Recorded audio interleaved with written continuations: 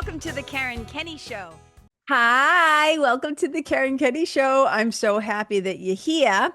And thank you for being here and spending a little time with me. So I think I'm going to call this sucker Don't Be a Parrot. Like, don't be a parrot. Like, first of all, I love parrots. I love the birds, right? But we're going to dive into what I mean when I say don't be a parrot. And like so many of my other shows, these ideas that I get, like, or when something pops up into my consciousness or it's on my mind and in my heart and I want to talk about it, a lot of times it's inspiration from a couple of different places. As you all know, I'm a wicked big animal lover. And throughout my life, I have had exposure to actually different kinds of parrots, like actual physical parrots. I had parakeets when I was a little kid. My aunt and uncle, who my sister and I went to go live with after my mother was killed, they had a cockatiel named Bird. Bird, so original, right? So, and Bird would like sing and cat call and whistle at you and repeat little things. My best friend KT has two beautiful little parrots, and my sweetie's stepdad, who he kind of considers his dad, also has a beautiful parrot. And those parrots like can last for like you can live for like up to like 70 years. It's incredible. And one of the things I notice though about birds and parrots that while they do make their own unique sounds, they have their own unique voice. When it comes to like speaking or saying phrases or whatever, what they're really just doing is they're parroting, they're repeating, right? They're just repeating things that they heard in their environment, or they're repeating phrases and songs or whatever sounds that people in their environment are teaching them. So it's not like it's a unique thing. They're just kind of, again, using that phrase, parroting back what has been told to them. And the reason why this is on my mind, I'm going to come at this from a couple of different angles, but so often what I see is that people will just regurgitate and repeat shit that they hear in their environment rather than finding their own voice. Now, one of the things where this can get a little tricky, and I see it a lot, and I've experienced this throughout my lifetime, is dealing with or talking with or trying to have relationships with people who all they're doing is regurgitating from their own childhood. They're regurgitating what their parents told them, what school told them, what the teachers told them, what the priest told them, whatever told them. And they never got curious enough to find out for themselves what they think about what they were told, what they believe about the things they were told, how they feel about the things they were told.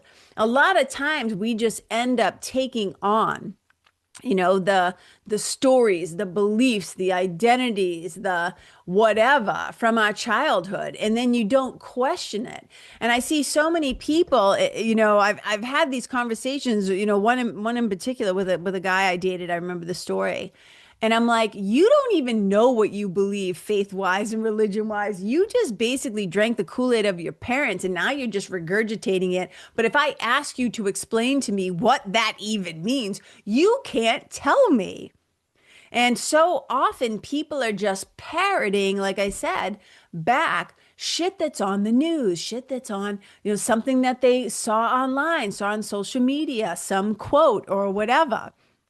And they haven't found out for themselves what they think about it, what they feel about it, what their unique perspective or spin might be on that thing. Because they've spent a little time thinking about it, right? And being with it and sitting with it and going like, hey, yeah, like I know my grandparents always said this, money doesn't grow on trees, right?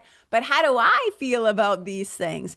And we have to be paying close enough attention to catch ourselves when we're just kind of regurgitating and parroting shit from, again, whether it's our childhood, our parents, our churches, our school teachers, right? Our siblings, whatever.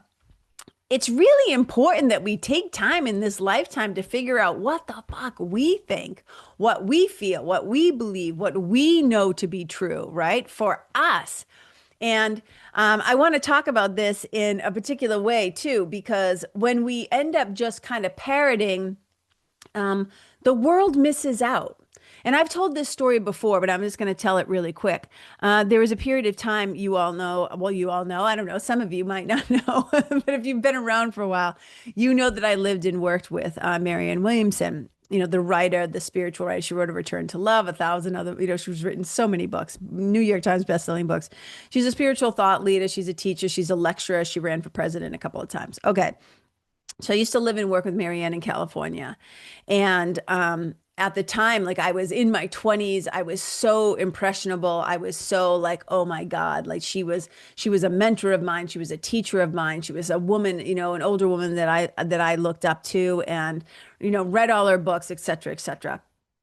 And during my time of working with her, I went to go see, a woman she was an intuitive. She did readings, tarot readings. She would basically just, do it like a reading for you.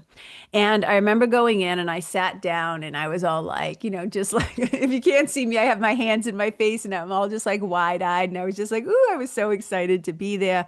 I had heard wonderful things about this woman, just how like spot on she was and just how caring and kind she was. So I was kind of like an open book, like I just like sat down in her room at her house. And so she obviously knew my name and she's like, so, tell me about yourself. And I'm like, I'm Karen Kenney and blah, blah, blah, blah, blah. And she's like, so tell me. She's like, who are you? Like, what do you want to do? And, to kind of like kick off the session. And I said to her, I want to be the next Marianne Williamson. And I was so sincere. I was so earnest. Like I really meant it.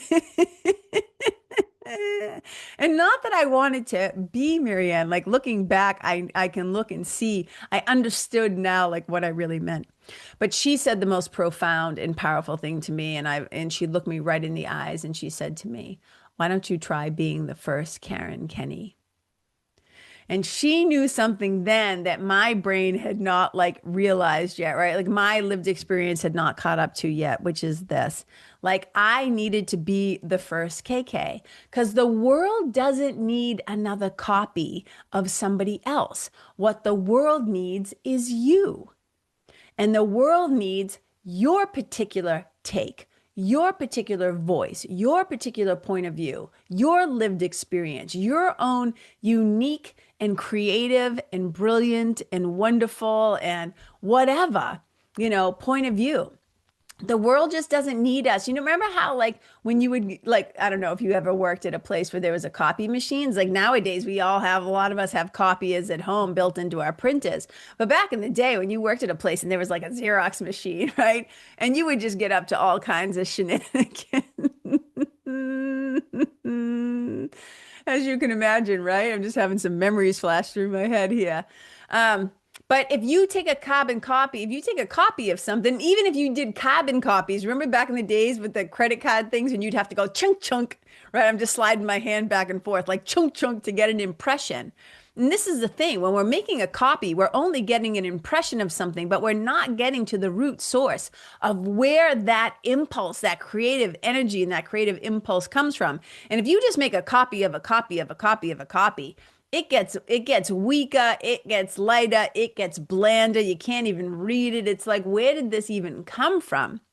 And so I'm really a champion of people owning their own unique experience and their perspectives and their stories and their special, characteristics that because when you show up in the world and you're like, hey, here's what I think about this, you now give all of us a new unique point of view.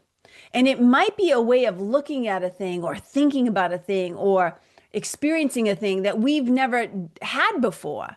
And so if we're just so concerned about sounding like everybody else, looking like everybody else, being like everybody else, regurgitating what's already out there, then we kind of like rob ourselves the experience of really coming to know ourselves. And I think of it like the divine is expressing itself through us. We've all been given in A Course in Miracles, it says, like our own individual assignment. You have your own individual curriculum, your own divine assignment. And so only you came here to express through you in your own unique way. So why do we want to just repeat what we hear other people saying and doing and being? Like the joy and the thrill of this is figuring out What do I think? What do I believe? Or why do I think that? Why do I believe it? And a lot of times we can trace the breadcrumbs right back. We can trace that thread back to something from our past, something that was said to us in childhood.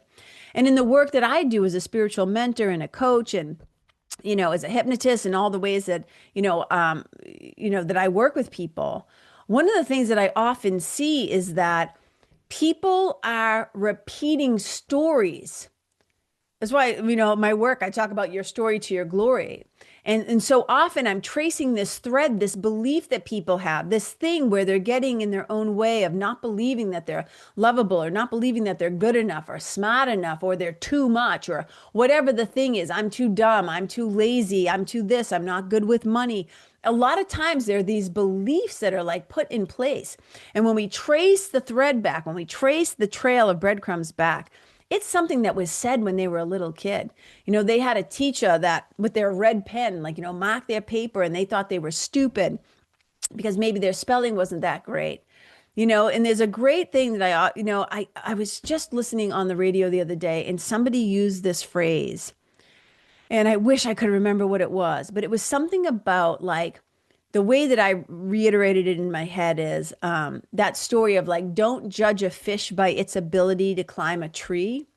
We all have our own unique gifts and talents. And I'm not going to expect a fish to be able to climb a tree, right? But that fish can swim like a mofo, in the ocean. You know what I'm saying? So it's I want to hear and see where people are shining a light on their own brilliance. And that's another thing, we're often really willing to talk about our traumas, our dramas, our bullshit, the places where oh, you don't know how bad, blah, blah, blah.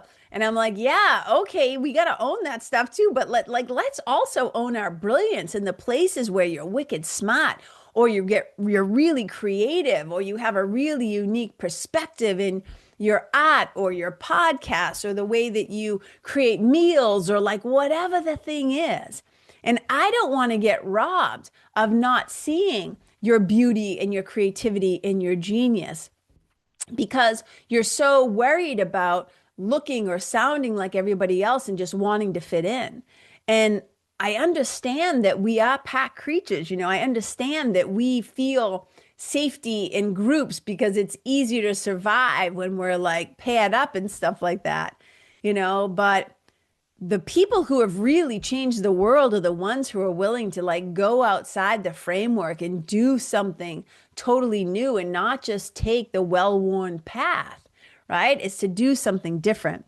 So I just want to encourage you, if you find yourself just kind of, repeating shit that other people have already done or already said or whatever,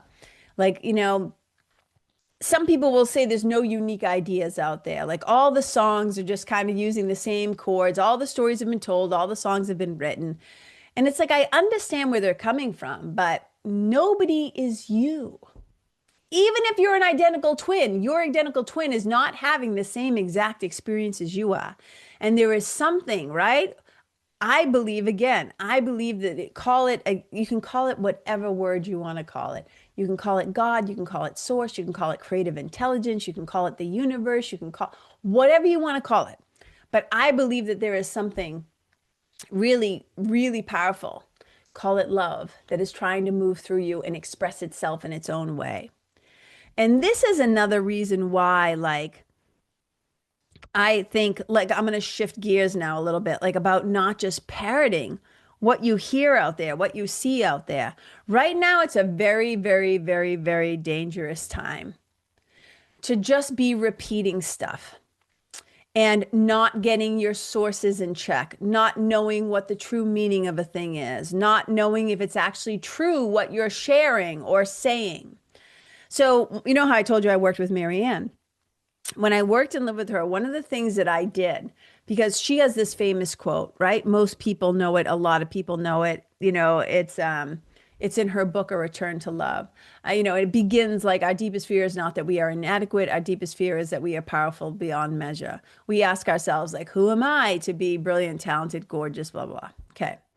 That quote back in the day, right? So this was in, let's see, this is in the 90s, so like probably like around 96, 97.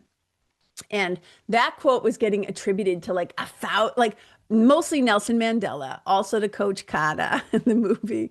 But then people were also like sharing it and not giving credit or attribution. So one of the things that I did in my work, in my job, is I would find where it was being misattributed or whatever, and then I would send an email or write a note or I'd make a correction and I'd say, hey, this is actually from, Marianne Williamson's book, A Return to Love, like on page 90 and 91, whatever. And I would like tell people and I'd make the correction. And that doing that again and again and again is probably also part of why giving credit is like so important to me. Like why I'm like, please don't steal other people's shit. Please don't plagiarize. Please have a fucking original thought in your own head. And if you are going to take something that somebody else taught you or that you read or you heard or you learned, right? Like, please give credit or attribution, but even take it one step farther, one step further, because there's another thing that I see happening a lot. And it happens like, again, I tend to catch it with things that I have spent a lot of time with, right? Like there's a quote from A Course in Miracles that basically says, your task is not to seek for love. Your task is to seek and to find the barriers that you have built against your own awareness of love's presence or whatever, right? I cannot tell you how many people attribute that to Rumi. And I just like want to bang my face off the desk. And I'm not being mean about those people. But what it tells me is they saw it somewhere else. And then they just attributed it to Rumi, but they didn't do their homework. They didn't bother to see if it was true. And in this day and age of everybody screaming like fake news and, oh, you're just saying that and this one's that, I'm always like, hey, check your facts. Check your sources, check your resources, check the studies, check the science, check where you're getting this thing from. Please don't be lazy. Please don't be a lazy parrot and just regurgitate something when you don't know if it's true at all. I see people, especially as a vegan too. Again, I can only speak on the areas that I've spent a lot of time in, right? Learning, studying, living, in my own evidence, living it. And people just say the most ridiculous shit, the most ridiculous propaganda about like, oh, it's so hard to grow muscles on a vegan diet. Oh, being plant-based, you need to eat animals. No, you don't. No, you don't. No, you don't. I cannot stress this enough. Read some fucking books. Just do the math. Read some books. Find some studies. You will find out it's all a lie. It's all propaganda. Oh my God. But we see this happening a lot, especially in politics, and it's so dangerous. And so, like, if you're going to, like, please just don't regurgitate shit you hear on Fox News or like any news outlet. Like, do your homework. You know, there's a woman named Heather Richardson Cox. And why I like to read what she has to say, first of all, she's a historian, she's a professor. I don't care what kind of, like, I mean, whatever side of the aisle, but she kind of looks at things from a historical perspective. But you know what she does? When she writes a piece, at the bottom, she cites like everything that she talks about, whether she's mentioning a social media post, whether she's mentioning like something from history, she will cite exactly with a link where you can see it for yourself, where you can go read it and think for yourself, where you can go find out for yourself, like blah, blah, blah, blah, blah. So she's not just regurgitating stuff. She's basically taking these things in, watching what's going on in the world, talking about it from her perspective, and then backing it up with like facts and science and like links and stuff like that. And these days, you just have so many people who are just chugging the Kool-Aid and regurgitating stuff and parroting stuff, and they're not checking things out. So I'm looking at this from two perspectives. I'm looking at it from what you're putting out into the world, right? Do your homework. If you're going to quote something, do a little digging before you give attribution to somebody, because it might not be them, because the friggin' internet is like the wild, wild west and nobody's really checking. You know what I'm saying? Any idiot can say anything at any time and people just go like, oh, well, so-and-so said it on his blog. And we're back. I'm just taking a moment. I'm rubbing my eyes like, holy Jesus on a cracker. Okay. But mostly what I wanted to say is this. I'm not trying to like wag my finger at you, like, don't be a parrot because, like, I'm saying it because the world needs you. It doesn't need you being a like a cheap copy of somebody else, right? So, again, find out for yourself, do your research, read, gather your own experience, gather your own empirical evidence, and then make your report to the world, right? Then go out and make your report. And, I read this book once. It was called Stay and Fight by Madeline Fitch. It's a fantastic book. It was a novel. And there was a character in this book named Pearlie, and he was the son of these two women who lived in the Appalachians, and life was hard. They had to stay and fight, right? They had to stay and fight for their life. And I'm paraphrasing, but the kid was taught by his mothers, and he would say, like, to be steadfast, to be resolute, and to make his report, right? And so I started saying that, like, to my friends, like, hey, be steadfast, be resolute, and then go out and experience things, and then come back and make your full report. And I'd be like, come tell me your stories, come tell me what you learned, come, like, using your own voice, break it down for me so I can see how you process things, so I can see the world through your eyes, because that's what makes it all a kaleidoscope, having all these kind of different voices and points of view. And I remember there was a period of time, like in the 90s, maybe the early 2000s. And it just sounded like there were all these bands. They weren't really rock bands. They weren't really grungy. They were like whatever this new kind of like thing was. And I remember I would flip through the stations on the radio and I'd be like, I can't fucking tell these guys one from another. They all sound the same. And I'm like, I don't know if they're trying to sound the same. I don't know if one just thought, oh, this is how you like, sell records, is like you copy the other guy. And there was also this thing that was happening in country music where they had basically gotten this formula. And I mean, you can look it up. You can Google it, right? There was like this formula where it was like, insert this here, do this, do this. And all the country songs, and I'm not a country fan, in fairness, not a fan. But a lot of the songs were just like red truck, red solo cup, red dog, red something, right? I was just like, what? Like, what is happening right now? And I was like, please, for the love of God, can people get original? Can you stop going for the cheap and the easy sell? Can you stop going for the clickbait? Can you stop trying to just like repeat and regurgitate and parrot the crap that's already out there? And I think this is part of the assignment, right? For us to go out there and for us to not be parrots, to not be parakeets, right? To be persons, to be people with your own unique voice, your own unique point of view, your own unique experience, and your own unique stories. And to question the ones that were given to you, those identities, those stories, all those things that you were told about yourself as a kid. Keep the ones that are good and loving. Keep the ones that are good and true. Question all the other shit.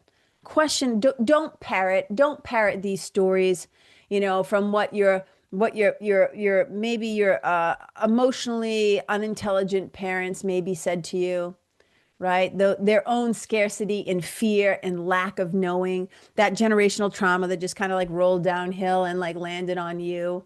We gotta like, I'm brushing my body right now. We gotta like dust ourselves off and brush ourselves off and shake off the cobwebs and shake off the dust and shake off those old stories and really step into the glory of who you really are. Because the world doesn't need another watered down version of a bunch of other people. What the world needs is you. Okay, that's what I had to say. That was what was on my heart and my mind. I hope it was helpful to you in some way. And just know that I celebrate you. I can't always see you, right? Because I'm the one on the video, but when I say I see you and I hear you, what I mean is like, I understand, right? My compassion and my empathy, like I understand that we're all out here and we're hopefully doing our best and we're trying to learn and we're trying to grow and we're trying to, just kind of shed the old skins, shed the old feathers, the things that, aren't helping us to fly anymore. And just know that I do see you, I do hear you, especially when you write to me, and I appreciate you, and I have a lot of gratitude for you for being here in my world, listening to the show. So just thank you so much. You know the drill. If you ever want to work with me, if you ever want to join the nest or do one-to-one mentoring, join a yoga class, whatever, you can just find me. I'm easy to find online. Just spell my last name right, and I'm pretty easy to find. It's Kenney, Karen Kenney. Go to KarenKenney.com, the nest, the quest, all that stuff is there. Thank you so much. Wherever you go, may you leave yourself and leave the animals and leave the environment and the other people and the planet better than how you first found it. Wherever you go, may you and your love and your presence and your energy and your unique point of view, your you-ness, right? May your you-ness be a blessing. Bye.